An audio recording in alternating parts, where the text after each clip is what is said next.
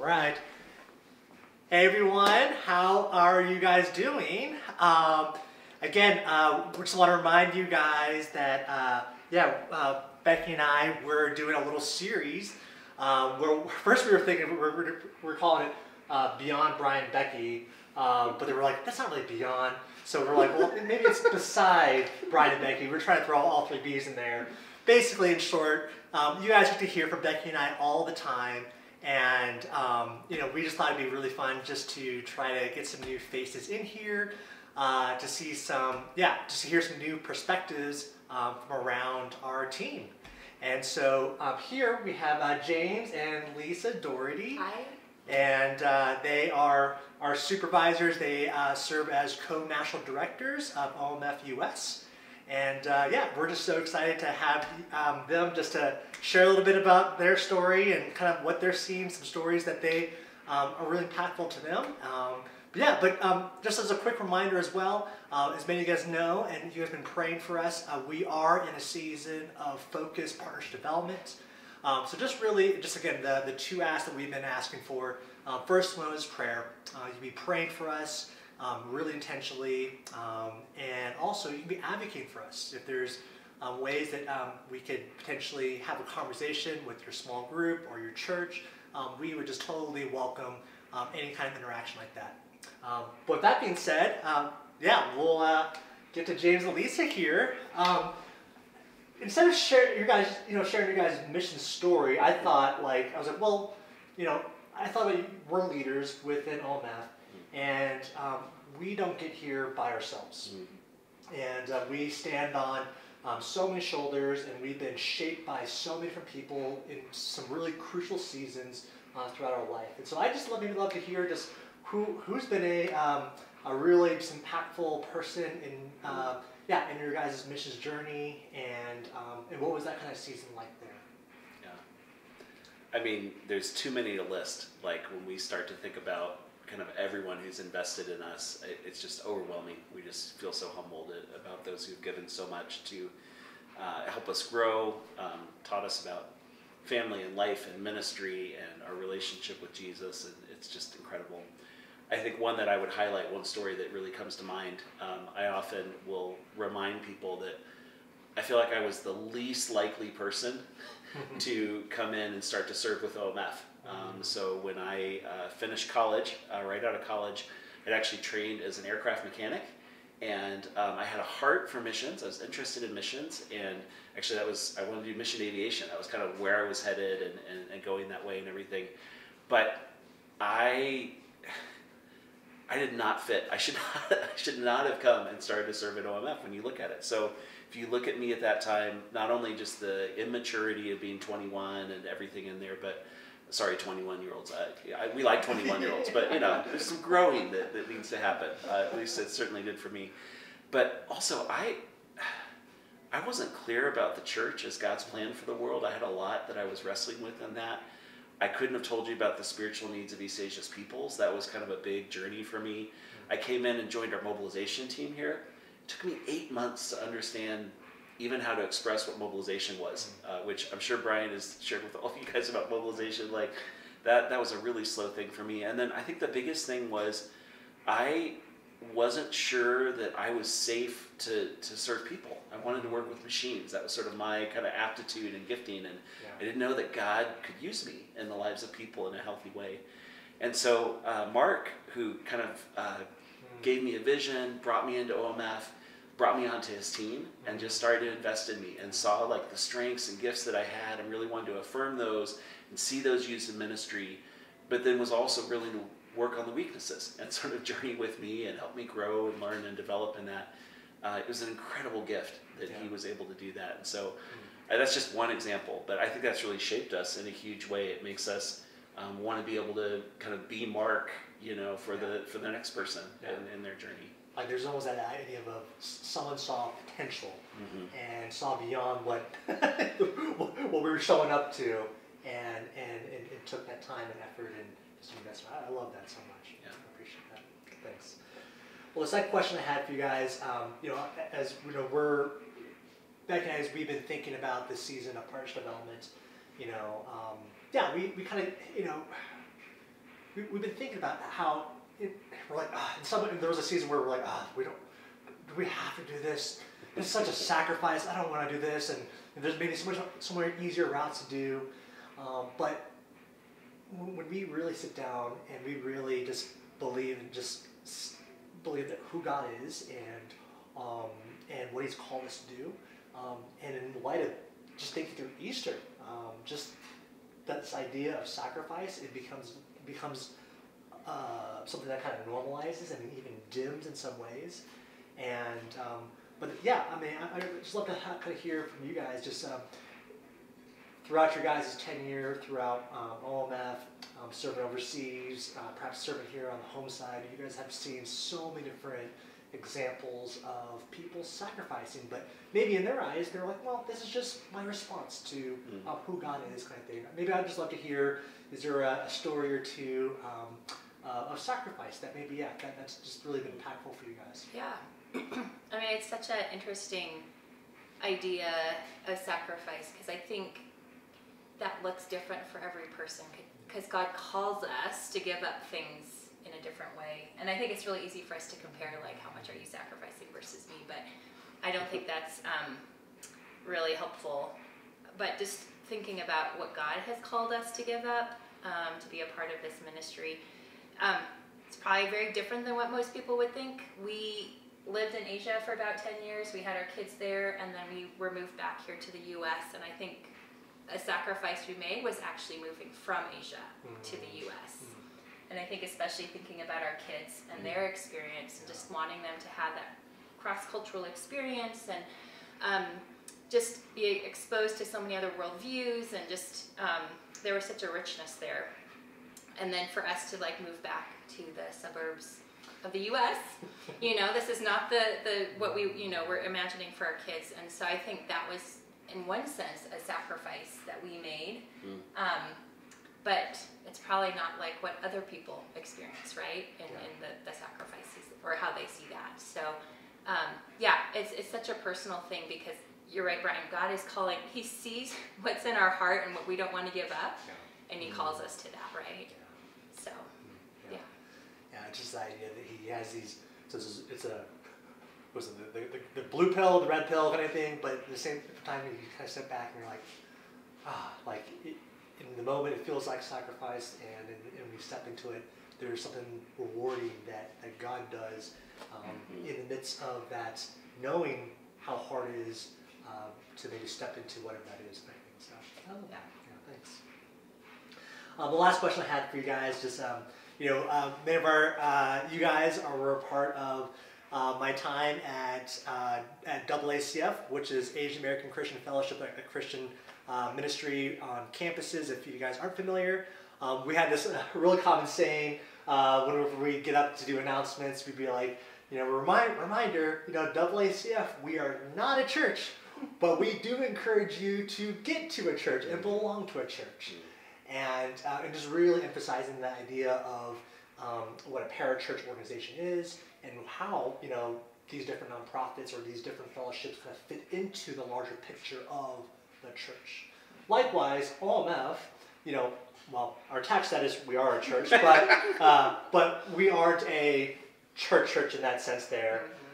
But we have this desire to see the U.S. church mobilized and the U.S. church engaged in missions in a very similar way. So in other words, we say, well, if we are not a church, but we encourage you to be part of churches that are engaged in missions and hopefully maybe perhaps amongst East Asia's peoples.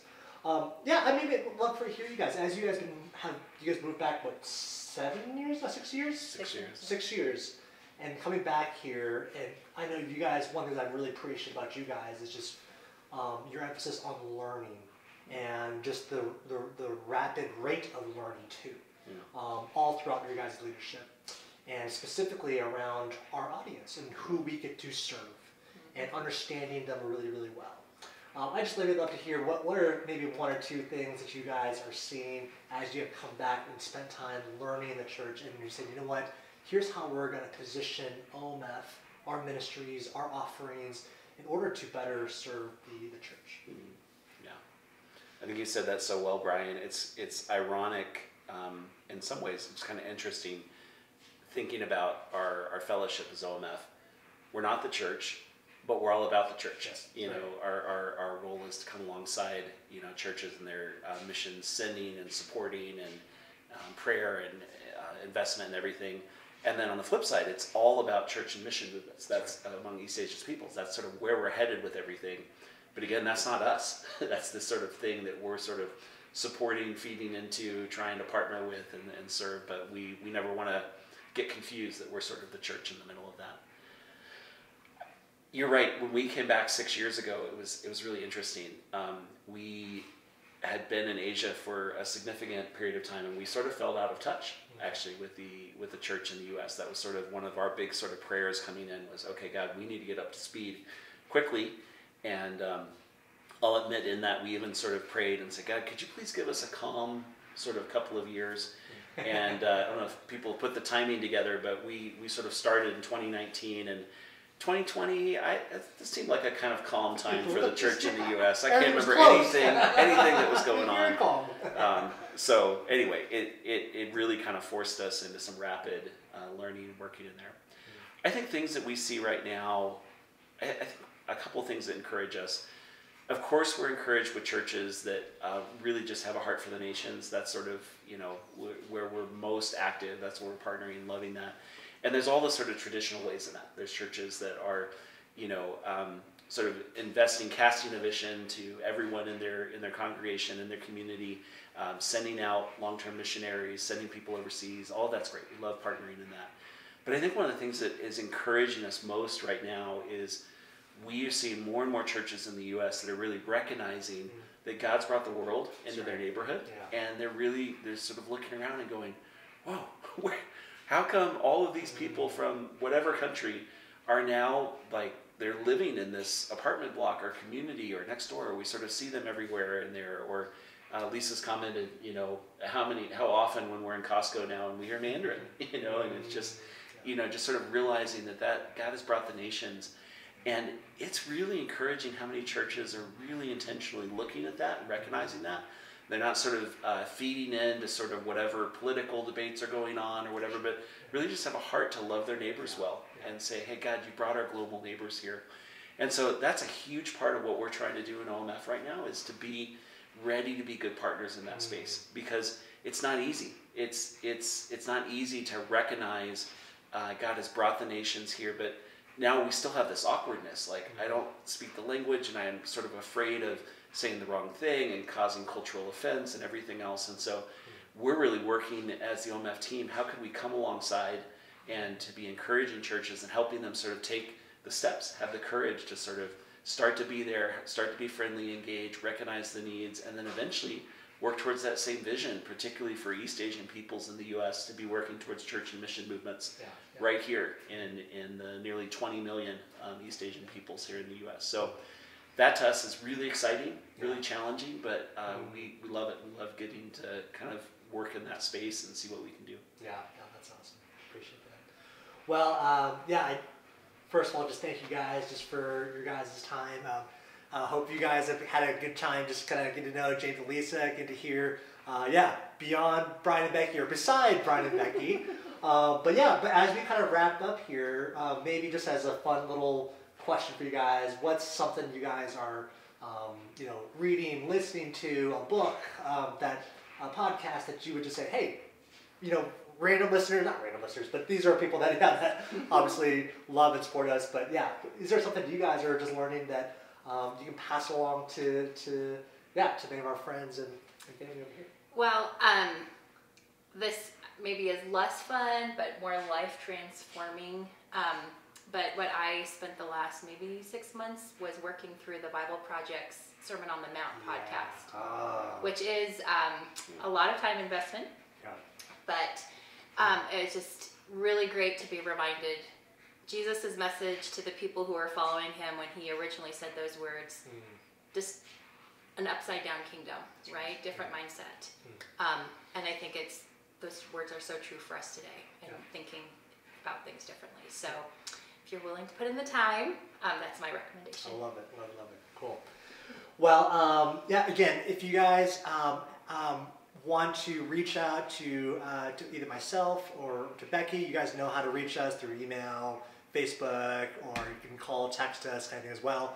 But yeah, if there's anything that you heard from James or Lisa that you're like, hey, I want to talk to them about X, Y, or Z kind of thing, I'll actually throw their email in there as well, but you can email them also at us.nd@omfmail.com, and I'm sure they'd love to just kind of just chat with you guys and get to know maybe your guys' story a little bit as well.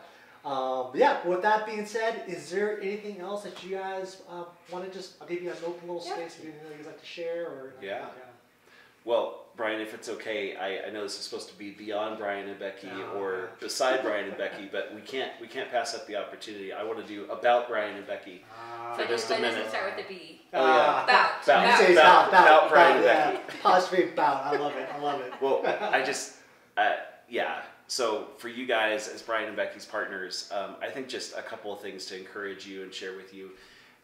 You won't be surprised at all, just sort of what's on our heart, like what we see God doing through this couple, this family. But just to share a couple of illustrations with that, it's been so fun, like since you guys kind of know about them moving into the guest home ministry and watching that and loving like just sort of their vision for that, what they're doing. And I mean, we're sitting in it right now. And we walked in and Lisa went, oh, the floors, like how did that happen? I think just loving their vision and care and more than just sort of the innovation and sort of creating the home and working on the physical part of it, but just creating a space. Like they're just passionate to create a space that people want to be in and conversations are happening and everything in that. Love doing that. We're amazed at Becky and all that she's able to do on top of chasing Rowan everywhere, which is, as you guys know, full time. Like that's in the park right now. That's amazing.